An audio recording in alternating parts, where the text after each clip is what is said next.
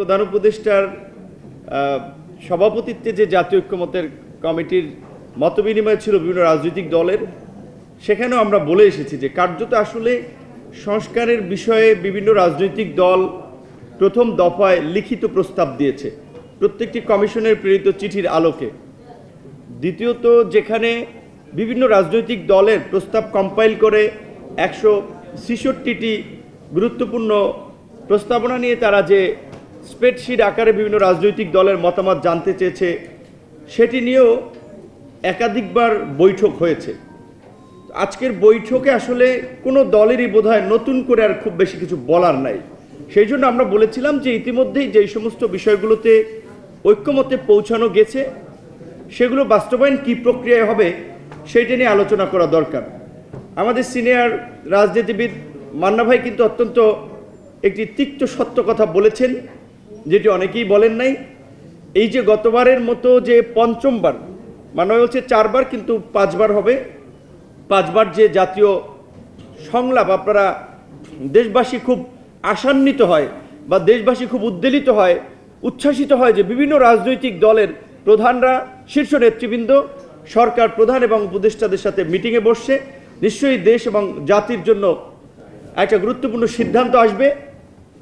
কিন্তু এই মিটিংগুলোতে যেটা মান্না ভাই বলেছে, বা আপনারা ওই মাঝে মাঝে টেলিভিশনের বক্তব্য দেখেছেন, 2-3 মিনিট 2.5 মিনিটের বক্তব্যে কারো কারো থেকে স্তুতি বন্দনা এবং কার্যকর কোনো আলাপ আলোচনা বলতে গেলে আমাদের দৃষ্টিতেও গত এই 5টা মিটিংয়ের কোনো মিটিংয়ে ওইভাবে হয়েছে বলে এবং মিটিংয়ের আলোচনার আলোকে কোনো সিদ্ধান্ত এসেছে বলে আমাদের জানা নাই।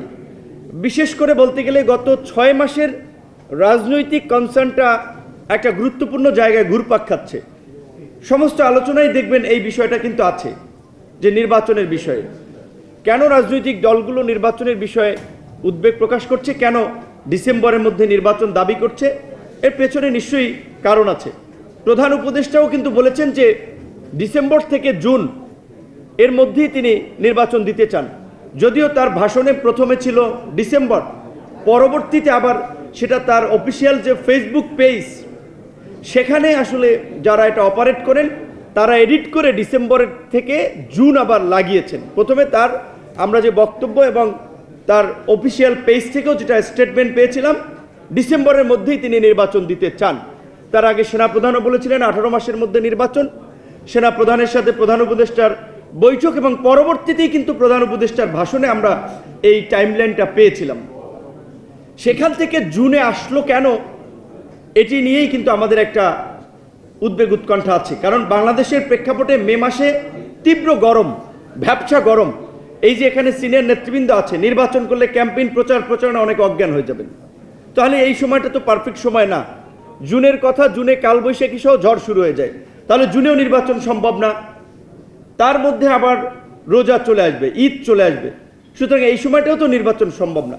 তাহলে প্রধান উপদেষ্টার ঘোষিত রোডম্যাপে যদি নির্বাচন করতে হয় তাহলে কিন্তু সেটা বিফোর ফেব্রুয়ারির ফার্স্ট উইক, ফেব্রুয়ারির প্রথম সপ্তাহের পূর্বেই।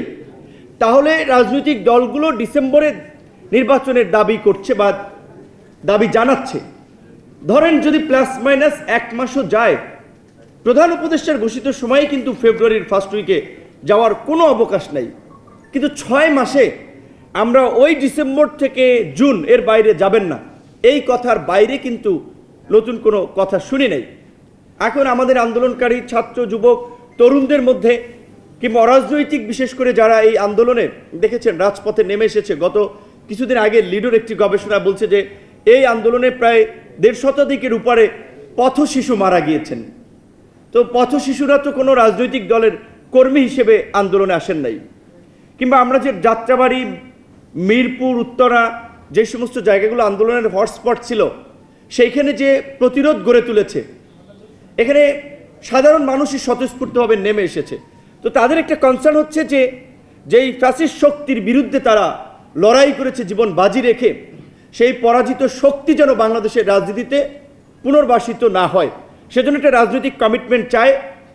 সরকার ইতিমধ্যেই তাদের কার্যক্রম নিষিদ্ধ করেছে, হয়তো বিচার সম্পন্ন হলে বিচারিক প্রক্রিয়ায়ও এই বিষয়ে একটা চিরতরে জার্মানির নাৎসি কিংবা ইটালির মুসোলিনির পার্টির মতো নিষিদ্ধ হবে বলেই আমরা আশা করি।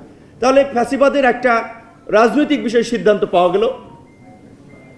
গণহত্যা সহ মানবতা বিরোধী অপরাধী যারা গত শুধু জুন জুলাই না, গত 16 বছরে যারা এই একদলীয় শাসন প্রতিষ্ঠা করার জন্য যারা জনগণের ভোটাধিকার হরণ করে দেশের ভিন্ন মতের নাগরিকদের উপর একটা চরম নির্যাতন নিপীড়ন চালিয়ে এই ফ্যাসিবাদ কায়েম করেছে, তার সাথে যারা জড়িত অবশ্যই তাদেরকে বিচারে আওতায় আসতে হবে।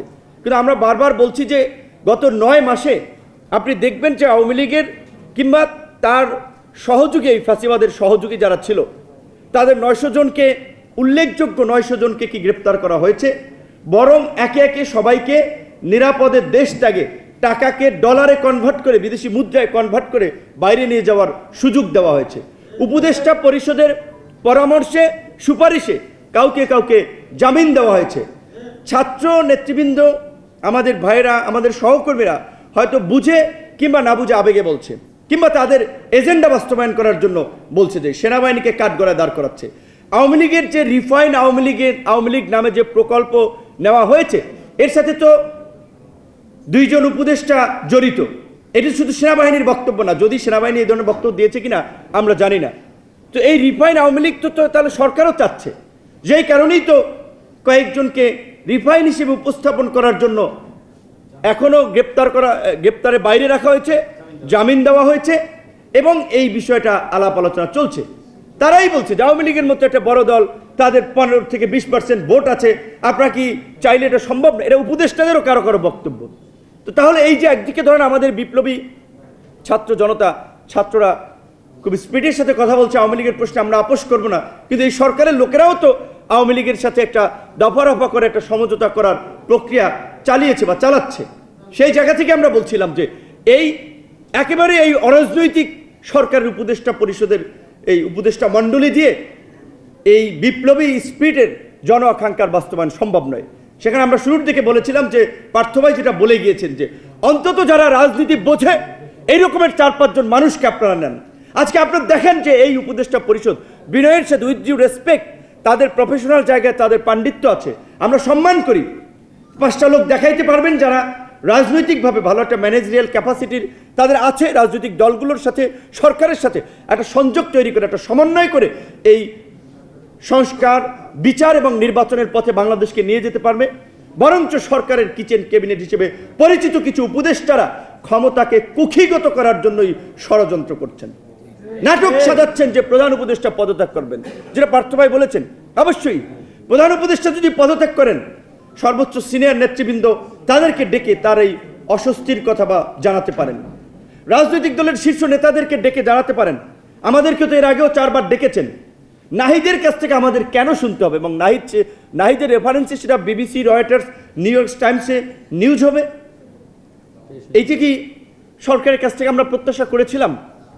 এবং আজকে আপনারা বলছেন বা অনেকে সোশ্যাল মিডিয়ার কারণে সহজে মানুষ বক্তব্য দিলে ভাইরাল হয়ে যায়, মিলিয়ন মিলিয়ন মানুষের কাছে পৌঁছে যায়। আর কিছু মানুষ কিছু ধর্মীয় সেন্টিমেন্ট মানে মশলার মতো মাখিয়ে চটকদার গরম গরম কথা বলে মানুষকে নানানভাবে বিভ্রান্ত করছে। আজকে অনেকে বলছে যে এনসিপিকে বোধহয় ক্ষমতায় নেওয়ার জন্য, ক্ষমতায়িত করার জন্য বোধহয় সরকার নির্বাচন পেছাতে যাচ্ছে। প্রকৃত অর্থে সেটা না। আমাদের ধারণা, আমাদের যতটুকু উপলব্ধি, ইতিমধ্যেই সেই বিষয়গুলো আলোচনায় আসছে যে বাংলাদেশের মতো একটা ঘনবসতিপূর্ণ দেশ, এত সংকটের মধ্যে দিয়ে আমরা যাচ্ছি, সেখানে বাংলাদেশের ভূখণ্ড ব্যবহার করে মিয়ানমারকে করিডোর দেওয়ার যে প্রকল্প, এটি একটি বিদেশি চক্রান্ত, এটি একটি বিদেশি প্রজেক্ট। এর মধ্যে দিয়ে বাংলাদেশকে বিদেশিদের একটা কুরুক্ষেত্রে পরিণত করার ষড়যন্ত্র এবং ছক আঁকা হচ্ছে। এই ছক বাস্তবায়নের জন্য নির্বাচন পেছানো হতে পারে। বন্দরের কথা বলেছে, এরকম আরও অনেক ইস্যু আছে যেগুলো আমরা পাবলিকলি বলতে চাই না, যেটা সালাউদ্দিন সাহেব গতকালকেও বলেছে যে সরকারকে একাধিকবার আমাদের কনসার্নটা জানিয়েছি কেন আমরা ডিসেম্বরে নির্বাচন চাই। এবং গতকালকের মিটিংয়ে দেখেছেন, এখন প্রধান উপদেষ্টাকে উদ্ধৃত করে যেই নিউজটি এসেছিল জাপান থেকে যে একটি মাত্র দল নির্বাচন চায়, কিন্তু গতকালকে আপনারা শুনেছেন 26 দলের বক্তব্যের মধ্যে 23 দলই ডিসেম্বর এবং তার আগে নির্বাচন চায়। এর আগের কেয়ারটেকার গভর্নমেন্ট 3 মাস ইলেকশন করেছে। এখন বন্ধুগণ, এই বিষয়টা তো আমাদেরকে রিয়ালাইজ করতে হবে। আমি বলছি, আমি ব্যক্তিগতভাবে ডক্টর ইউনূসের প্রতি একজন মহাচ্ছন্ন ব্যক্তি। এই রুমেই আমরা পেশাজীবী অধিকার পরিষদের ব্যানারে তাকে যখন বিচারিক হয়রানি করা হয়, seminar on judicial harassment and doctor Yunus, এই শিরোনামে আলোচনার সেমিনার কিছু শহীদুল আলম ভাই ছিল, লতিফ মাসুম সাহেব ছিল, শারমিন মুর্শিদ আজকে উপদেষ্টা উনি ছিলেন, অনেকে ছিলেন। কিংবা ওনাকে যখন হেনস্থা করা হয়, আমরা তার প্রতিবাদ করেছি, মশাল মিছিল করেছি, কারণ তিনি একজন সম্মানিত নাগরিক। তার প্রতি সম্মানে কিন্তু আমাদের বিন্দুমাত্র কমতি নেই, কিন্তু রাষ্ট্রের বৃহত্তর স্বার্থে এখন আর আসলে আমরা বিশেষ করে তার সরকারকে দীর্ঘায়িত করার পক্ষে আমরা থাকতে পারছি না। সেই ক্ষেত্রে আমরা মনে করি এই যে বাজেট দেওয়া হয়েছে, আপনারা দেখেছেন, এখন বাজেট নিয়ে কী বলবো, একটি রাজনৈতিক সরকার, তারা তো ওইভাবে তাদের যে দুর্বল অবস্থা, তাদের যে ভঙ্গুর অর্থনীতি, তারা চাইলেও ভালো বাজেট দিতে পারবে না। তবে সবচেয়ে আমি মনে করি যে এই সরকারের কমিটমেন্টের বিপরীত, যে আমরা বারবার যেটা দুর্নীতির বিরুদ্ধে লড়াইয়ের কথা বলছি, সেই দুর্নীতিকে এই বাজেটেও বরাবরের মতো পৃষ্ঠপোষকতা করা হচ্ছে কালো টাকা সাজা করার মাধ্যমে। এই যে একটা বিপুল জনগোষ্ঠী তারা লড়াই সংগ্রাম করলো, এই তরুণদের ক্ষোভটা কোথা থেকে উদ্ধৃত হয়েছিল? কোটার থেকে। সরকারি চাকরিতে যে বৈষম্যমূলক কোটা ব্যবস্থা, সরকারি চাকরিতে সর্বসাকুল্যে পদ আছে 26 লাখ, এখন শূন্য পদ আছে প্রায় 5 লাখের মতো। বেকার তরুণ জনগোষ্ঠী আছে প্রায় 42 লক্ষ, শিক্ষিত বেকার 42 লক্ষ। সরকারি চাকরি 5 লাখ গেলেও তারও 35 লক্ষ 37 লক্ষ থাকবে। তো এই যে উচ্চশিক্ষিত তরুণ, তারপরে আরও যে আপনার 1.25 কোটি তরুণ রয়েছে যারা আইএলওর ভাষা মতেই যে সপ্তাহে 1 ঘন্টাও কাজ করে না, যাদের বয়স 15 থেকে 29 বছরের, এই তরুণদের জন্য এই অভ্যুত্থান পরবর্তী তারুণ্যের বিপ্লব পরবর্তী সরকারের বাজেটে সেরকম কোনো দিক নির্দেশনা, কর্মসংস্থান সৃষ্টি, লালাভাই যেটা বলেছেন শিল্পায়ন, কিংবা আমাদের এই সরকারের আরেকটা বিষয় দেখেন, সবচেয়ে বাংলাদেশের অস্তিত্বের জায়গা এগ্রিকালচার বেস কান্ট্রি, কৃষি উপদেষ্টার দায়িত্ব দিয়েছেন হোম মিনিস্টারকে। এই রকমের একটা পরিস্থিতিতে হোম সামলানোই তো তার জন্য কঠিন, তারে দিয়ে রাখছেন আবার কৃষি দায়িত্ব। কোনো ফাংশনাবল ওইভাবে কিছু দেখছি না। আরও মিনিস্ট্রি করতেছে, হেলথ মিনিস্ট্রির কথা গতকালকে প্রধান উপদেষ্টার সামনে বলেছিলাম। এই 8-10 দিন আগেও থাইল্যান্ড গিয়েছে চিকিৎসার জন্য। এই আহত ছেলে মেয়েরা এই 9 মাস পরে তারা সুচিকিৎসার জন্য আপনার থাইল্যান্ড যাওয়ার সুযোগ পেয়েছে। 9 মাসে যে তার সর্বনাশটা হয়েছে সেটা পুষাবেন কি দিয়ে? তো এই যে আমাদের কয়েকজন ছাত্র উপদেষ্টার কথা বলা হয়েছে ইতিমধ্যেই পত্রপত্রিকায়, এইটা বললে আমরা লজ্জিত হই, কারণ আমরা একসাথে সমসাময়িক সময় রাজনীতি করেছিলাম। শেখ হাসিনা প্রধানমন্ত্রী ছিলেন, তার পিয়নের 400 কোটি টাকার দুর্নীতির গল্প আপনারা জানেন। আর আমাদের একজন ছাত্র উপদেষ্টার পিয়ন 311 কোটি টাকার দুর্নীতির খবর গণমাধ্যমে এসেছে, দুদকের নজরে এসেছে। এই শেখ হাসিনা যেভাবে ব্যাংক লুট করেছে, শেখ হাসিনার লোকেরা যেভাবে বিভিন্ন প্রকল্পের নামে আপনারা বরগুনায় দেখেছেন, প্রকল্প না করেই টাকা উঠিয়ে নিয়েছেন, তার নামও মহারাজ, কাজও করেছেন মহারাজের মতো, এমপি ছিলেন আওয়ামী লীগের। তো আজকে নগদের মতো একটা প্রতিষ্ঠান থেকে আমরা দেখলাম 150 কোটি টাকা গায়েবের কতগুলো সংবাদ পত্রপত্রিকা আসলো, এবং মিডিয়া আমরা দেখেছি আওয়ামী লীগের আমলে কন্ট্রোল ছিল, এখনও মিডিয়া অনেকখানি কন্ট্রোল। সেই নগদের নিউজ সব মিডিয়া আবার রিমুভ করে দিতে বাধ্য হয়েছে, বা যারা নিউজ করছে তাদেরকে নানানভাবে হুমকি ধামকিও দেওয়া হচ্ছে। এমনকি মিডিয়াতে হুদাভাই বলেছেন, হুদাভাই আছেন, যে এসব যারা এই ফাউল কথাবার্তা বলে, যা পারে না সেটাও বলে, এদের সাথে সিনিয়র নেতৃবৃন্দ কেন টকশোতে জানো? হুদাভাই বলেছেন টকশোতে তো হাউসগুলোতে লিস্ট পাঠিয়ে দেওয়া হচ্ছে। আওয়ামী লীগের আমলে আগে লিস্ট পাঠাতো যে আসিফ নজরুল, নুরুল কবির, ভিপি নুর, এরকম কিছু ব্যক্তি, তাদেরকে ডাকা যাবে না। আর এখন লিস্ট পাঠানো হচ্ছে অমুককে ডাকতে হবে। তাহলে এই গণ অভ্যুত্থান পরবর্তী মিডিয়ার স্বাধীনতাটা কোথায়? এরকম একটা ইন্টারিম গভর্নমেন্টের সময় যদি মিডিয়াকে টুটি চেপে ধরা হয়, নিয়ন্ত্রণ করতে চেষ্টা করা হয়, আওয়ামী লীগের শীর্ষ ব্যবসায়ী লুটেরা মাফিয়াদেরকে ডেকে নিয়ে আলাপ আলোচনা হচ্ছে, নতুন পার্টিকে ফান্ড করেন, নাহলে আপনারা ফ্যাসিবাদের দোষর, মামলা দেওয়া হবে, গ্রেপ্তার করা হবে। কয়জনকে গ্রেপ্তার করা হয়েছে দেখেছেন? সবাই কিন্তু তলে তলে সমঝোতা করছে। তো এই জন্য আমরা বলছি যে বিচার এইটা রাতারাতি সম্পন্ন হয়ে যাবে না, এইটা অন্তত সম্পন্ন হতে 5 থেকে 7 বছর লাগবে। এই কেস সমাপ্ত হওয়ার জন্য মিনিমাম আরও বেশি সময় লাগতে পারে। আপনারা যারা আদালতের বিভিন্ন কেস দেখেন, শোনেন, পত্রনিষ্ঠা তো বুঝেন। আর সংস্কারের প্রশ্নে ইতিমধ্যে এটা ঠিক যে বিএনপির বাইরেও আমরা 31টি রাজনৈতিক দল, এই গণতন্ত্র মঞ্চের মান্না ভাই সহ শীর্ষ নেতৃবৃন্দ আছেন, 12 দল, সমমনা জোট, ইসলামিক দল, অনেকগুলো দল মিলে আমরা এই নির্বাচনের আগেও একটা সংস্কার কর্মসূচি দিয়েছিলাম। যদিও আমরা মনে করি এই অভ্যুত্থান সেটার মাত্রাকে অতিক্রম করে গেছে, এখন একটা ব্যাপক মাত্রার সংস্কারের যে চাহিদা তৈরি হয়েছে সেটার দিকে আমাদের মনোযোগ দেওয়া দরকার, সেটার সাথে থাকা দরকার। আমরা সব দলই কিন্তু আছি, সংস্কারের বিপক্ষে কেউ বলছে না, এমনকি আমরা এটাও বলছি যে সব দল ভিন্ন ভিন্ন মতামত দিয়েছেন। আপনারা আম্পায়ারের জায়গা থেকে, রেফারির জায়গা থেকে কিছু সিদ্ধান্ত আপনারা নেন, সেটাতে আমরা সমর্থন করব। এখন বাস্তবায়ন করুক, আমরা তো সেটাই চাই। সুতরাং সংস্কার এবং বিচার এবং সংস্কারকে নির্বাচনের মুখোমুখি করে নির্বাচন পেছানোর কোনো সুযোগ নাই।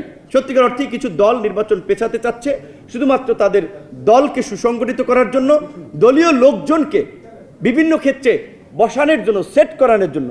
কাজে এই কারো ব্যক্তি স্বার্থ, দলীয় স্বার্থের জন্য আমরা দেশ এবং জাতিকে একটা সংকটের দিকে তো ঠেলে দিতে পারি না। আর কিছু দলও নয়, যেটা আমরা গতকালকের মিটিংও বলেছি, মোটামুটি তাও তাদের টাইমলাইনও কাছাকাছি। তো জামাতের মতো দলও কিন্তু ওই মে জুনের কথা রেফারেন্স করে যেটা বলেছে নির্বাচন সম্ভব নয়, সেক্ষেত্রে ওই ফেব্রুয়ারিকেই কিন্তু বুঝায়। সেক্ষেত্রে বলা চলে এই তাও 2-3টা দল ব্যতীত সব দলই এখন এই দ্রুত সময়ের মধ্যে, বিশেষ করে ডিসেম্বর কেন্দ্রিক নির্বাচনের লাইনই আছে। আমাদের পরিষ্কার কথা, আজকের এই সমাবেশ থেকে আমরা, এই গতকালকে মিটিং হয়েছে, আজকে জাতীয় ঐক্যমত্য কমিশনের আলোচনা হচ্ছে, প্রধান উপদেষ্টা যেটা আমাদেরকে 6 মাসেও নির্বাচনের রোডম্যাপ সম্পর্কে জানান নাই। আমরা ঈদের আগে প্রধান উপদেষ্টার কাছ থেকে নির্বাচনের অন্তত একটা সুনির্দিষ্ট মাসের তারিখ আমরা জানতে চাই। ধন্যবাদ সবাই।